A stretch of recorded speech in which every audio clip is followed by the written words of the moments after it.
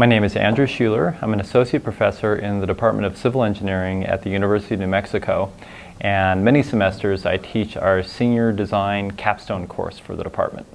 And what's really great about our department is we make a real effort to link in with professional practice, and a real strength is that we've got a really good involvement from the community around here of professional engineers that are very eager to get involved in these projects. So this last year was really a great project because we had it set up with a Boy Scout Ranch, the Gorham Scout Ranch, which is north and east of Santa Fe. And they actually came to us through various Scout representatives saying that they had needs for several different improvements at the Scout Ranch because they want to grow, they want to be able to bring in more kids to be able to do these summer camps. And they had needs with respect to structural engineering. They needed a new pedestrian bridge, and they needed a new, they call it a trading post, like a convenience store. They had needs for improvements with wastewater treatment, and they had needs for improvement with drinking water treatment, and they had needs for drainage, that is protection against flooding. So it was really perfect for our class because we have a class of 22 students, and we divided them into 4 teams to address each of these 4 areas. Each of those 4 teams then had a project mentor who was a practicing professional engineer, some of which were actually already involved with the Boy Scouts, so they're very motivated. And that's kind of the way it went, is that we had these 4 mentors leading each team through the semester, kind of advising them through the semester on how to conduct these improvements. So just as one would in a real engineering project, the first thing the students had to do is figure out what are the existing conditions and what are the needs of the client. So for the existing conditions, they both had to do site visits where they went out and took measurements on things like the existing arroyos, the existing buildings.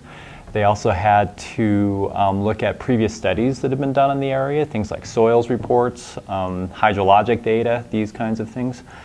They also had to meet with county officials for permitting, particularly with, say, the wastewater treatment system and improvements to fire protection. Like, what are the requirements for growth for the camp? And then they also had to spend a lot of time talking to the clients, figuring out what are the client's real needs, what are their objectives in this project, and what's going to make the client happy at the end of the day. They then took that information and developed several different alternative approaches for each one of the 4 projects. So for example, for wastewater treatment, that could include a lagoon system versus expanding the existing septic system versus, say, a new package plant with a membrane bioreactor, something more high-tech. Then they built some sort of a decision analysis around that, comparing these different alternatives as a way to guide the client in figuring out what works best for the client within their constraints. So that takes us about to the middle of the semester then, is developing these alternatives to some, preliminary design enough that you can understand what the differences are, what are the advantages and disadvantages of each. And then working with the client then, the Boy Scouts, selecting an alternative to proceed toward the final design. So the second half of the course then, they're doing their final design on the project, which is really producing construction drawings and specifications for each one of these 4 areas. For example, the structural area included a new pedestrian bridge. So they had to do the real structural analysis on making sure this thing is going to stand up. The design drawings in AutoCAD, so the bridge could actually be built. Construction scheduling, cost estimates, everything that one would actually have in a real design.